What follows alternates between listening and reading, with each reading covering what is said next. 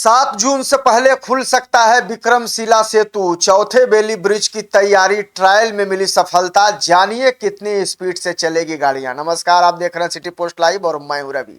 भागलपुर और आसपास के जिलों के लिए राहत भरी खबर सामने आई है। दरअसल लंबे समय से मरम्मत और सुरक्षा कार्यों के कारण बंद या आंशिक रूप से प्रभावित विक्रमशिला सेतु पर जल्द ही पूरी तरह से वाहनों का परिचालन शुरू हो सकता है।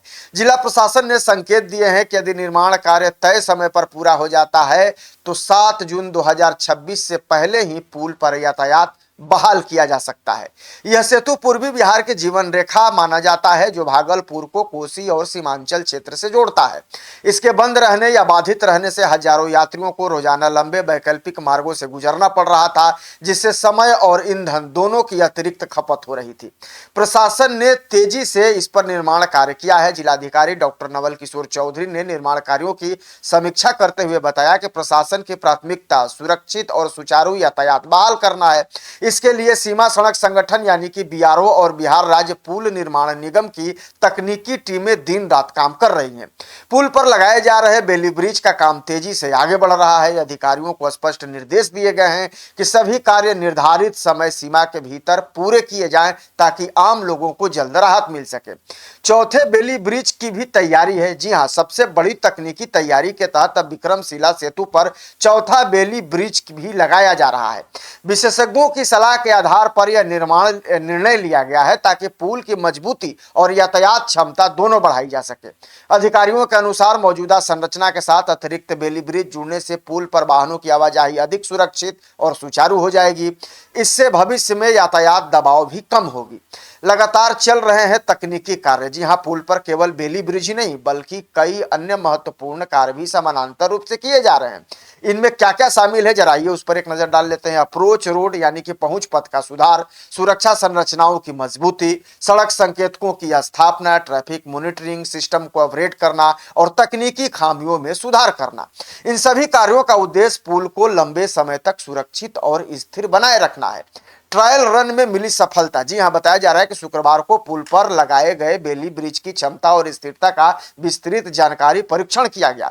इस दौरान इंजीनियरों और प्रशासनिक अधिकारियों की मजबूती में कई 4 पहिया वाहनों को अलग अलग गति पर चलाकर पुल की मजबूती को परखा गया। ट्रायल के दौरान यह भी देखा गया कि सामान्य दबाव में पुल का प्रदर्शन संतोषजनक रहा और कोई गंभीर तकनीकी समस्या सामने नहीं आई। 40 किलोमीटर प्रति घंटे की गति सीमा तय। परीक्षण के दौरान विशेषज्ञों ने पाया कि 40 किलोमीटर प्रति घंटे की रफ्तार तक पुल पूरी तरह स्थिर और सुरक्षित बना रहा। हालांकि इससे अधिक गति पर पुल में हल्का कंपन दर्ज किया गया। इसी आधार पर प्रारंभिक रूप से अधिकतम गति सीमा 40 किलोमीटर प्रति घंटा तय करने की सिफारिश की गई।